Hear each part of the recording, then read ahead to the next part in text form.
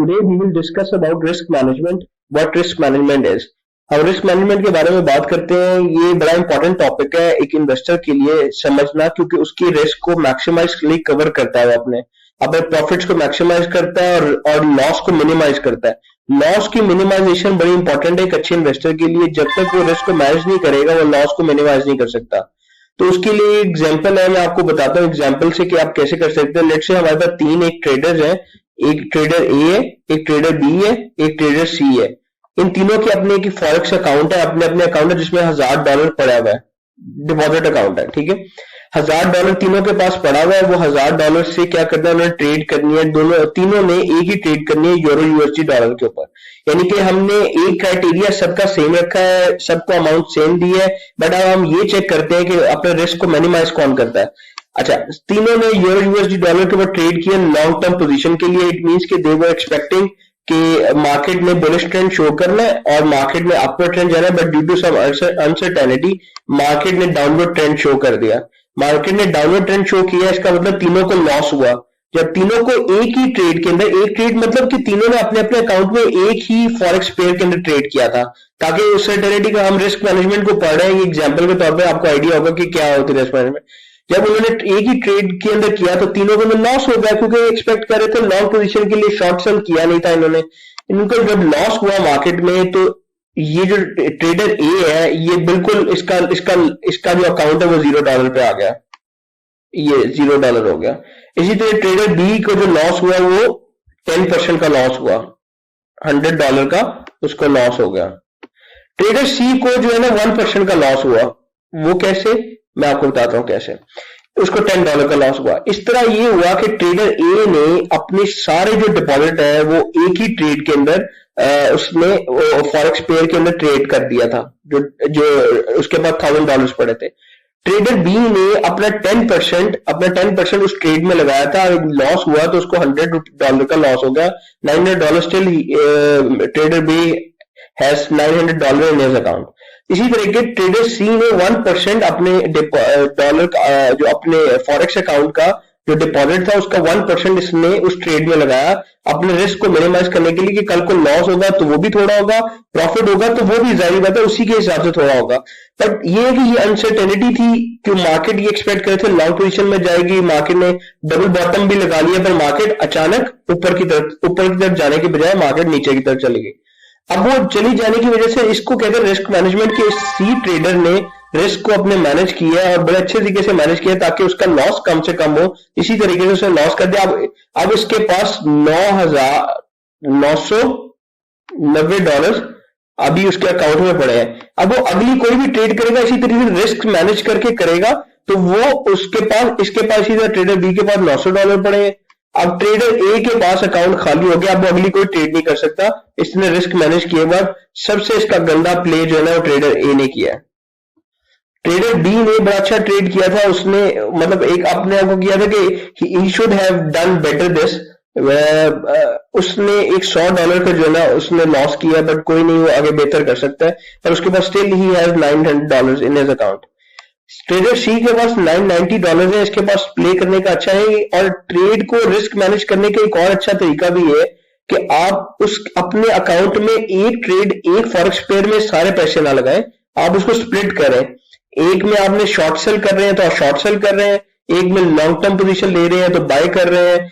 आपने मतलब हर 3-4 forex pairs को एट अ टाइम आपने वॉच करके उसके ऊपर आपने अपनी ट्रेडिंग लगानी है। हर एक सक्सेसफुल ट्रेड के लिए सबसे पहले 3 चीजों का नॉलेज होना बहुत जरूरी है। मैं आपको उसके बारे में बताता हूँ कि ये सक्सेसफुल ट्रेड के लिए क्या क्या चीजें जरूरी है। लेट्स से ये आपका एक रेक्टेंगल है, ट्रायंगल है, ये आपने ट्रायंगल बनाया। इसमें सबसे पहले तो आपको स्ट्रेटेजी और सिस्टम का नॉलेज होने का बहुत जरूरी है। अगर आपको स्ट्रेटेजी और सिस्टम का आइडिया है कि वो आपकी ट्रेड को बहुत बेहतर बना देगा। सेकंड पे आपको risk management is really very important as we are discussing it. Risk management, उसके बाद आपकी ट्रेड में रिस्क मैनेजमेंट का होना बहुत जरूरी है। And third which is discipline. What is discipline is? Discipline जो है वो ये चीज है कि आपका रिस्क मैनेजमेंट स्ट्रेटेजी के अंदर जो आपका प्लान है, you have to stick with that plan, ताकि आप अच्छी से अच्छी ट्रेड को कवर कर सके। अच्छी ट्रेड करने के लिए आपको 3 चीजों का नॉलेज होना जरूरी है। खाली रिस्क मैनेजमेंट से आप अच्छी ट्रेड नहीं कर सकते।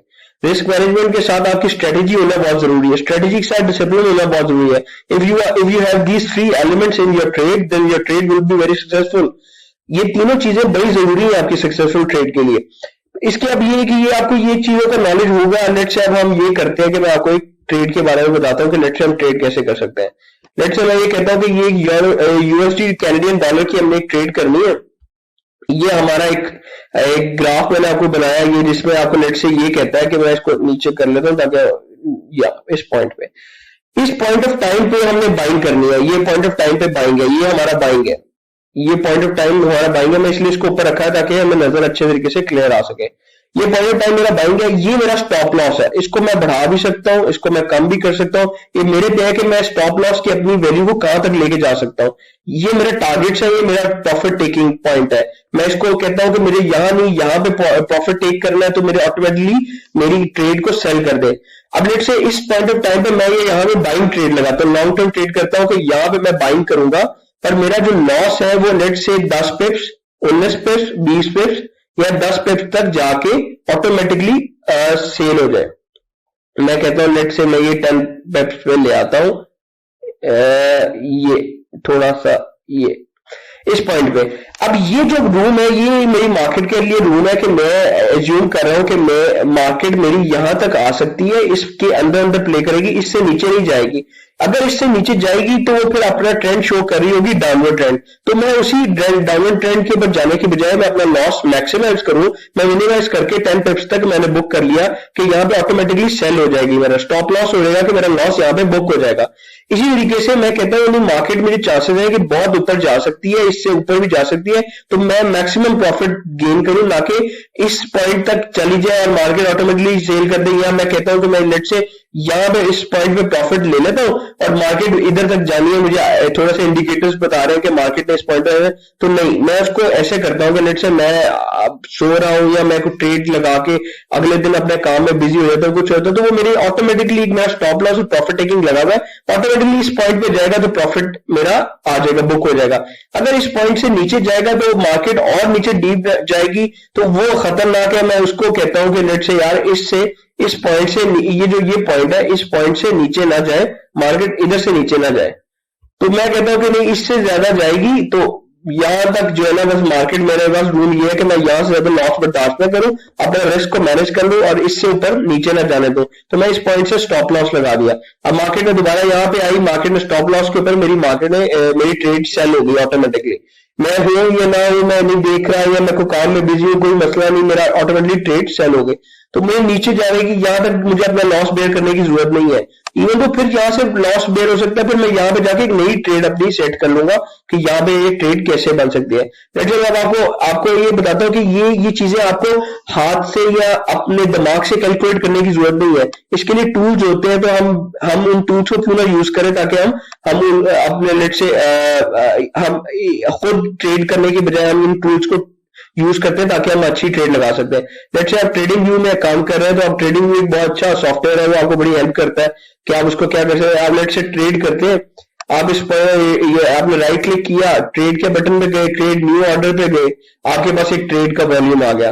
अब लेट्स से मैं यहां जाके कहता हूं मैंने स्टॉप लॉस सेट करना है, ये यूएसडी कैनेडियन डॉलर की एक ट्रेड लगानी है, मैंने बाइंग लगानी है, तो यहाँ पे मैंने स्टॉप लॉस सेट किया।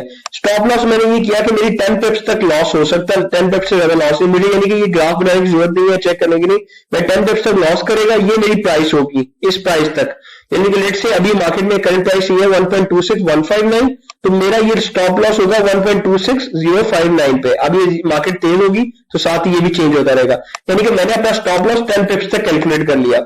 अच्छा, मैं अपना रिस्क भी ऐसे कैलकुलेट कर सकता हूं। मैं कहता हूं कि नहीं, मुझे 1% रिस्क चाहिए, 1% रिस्क मेरा $1000 का रिस्क है, यानी कि अगर 1% स्टॉप लॉस अगर नहीं भी मैं सेट करता, मैं अपना रिस्क सेट कर लेता हूं, तो मेरा डॉलर जो है $1000 तक जो है ना मेरा मार्केट में, यानी कि मेरे पास $1000 तक की लॉस बेयर करने की इस ट्रेड में ऑप्शन है। मैं कहता हूं मुझे 1% रिस्क नहीं, मुझे कहता हूं नहीं, मुझे 0.10% रिस्क चाहिए, तो मैं $100 तक मैं लॉस बेयर कर सकता हूं। $100 में लॉस बेयर कर, 10 पिप्स है मेरी, $100 में लॉस बेयर कर सकता हूँ। तो या आप स्टॉप लॉस का ये वाली कैलकुलेशन कर लें या ये कर लें, ये ज्यादा इजी है कि आप कैलकुलेट करना आपको जरूरत नहीं है। तो इसके लिए मुझे 127757 यूनिट्स बाय करने पड़ेंगे इस स्टॉप लॉस के ऊपर, इस रिस्क को कवर करने के लिए। इसी तरीके से आप टेक प्रॉफिट पे भी आ सकते हैं। आप प्रॉफिट कहते हैं, लेट से मैं कहता हूं कि मैं आज बाय किया 162, जैसा मार्केट अभी चल रही 1.26 153, मैं कहता हूं कि नहीं, मुझे लगता है कि मार्केट 20 पिप्स से ऊपर नहीं जाएगी। तो 20 पिप्स से ऊपर नहीं जाएगी, इसका मतलब कि 20 पिप्स तक जाएगी और मैक्सिमम मैं अपना सेल कर दूंगा ट्रेड। तो मेरी ये देखें, मेरी ट्रेड 352 की जगह 3549, और ये जो मार्केट चेंज हो रही है उसमें मुझे $200 का फायदा होगा, $200 का मेरे फायदा हो जाएगा। यानी कि 20 पिप्स के ऊपर मैंने रखा कि मेरे टेक प्रॉफिट हो जाए $200। तो ये इसका ट्रेड जो है ना हम कर सकते हैं विदाउट हमें कैलकुलेशन करनी पड़े, मैनुअल कैलकुलेशन करने की बजाय हमें ये सारी चीजें थ्रू कैलकुलेटर और थ्रू ये सॉफ्टवेयर और ये टूल्स के थ्रू करनी चाहिए।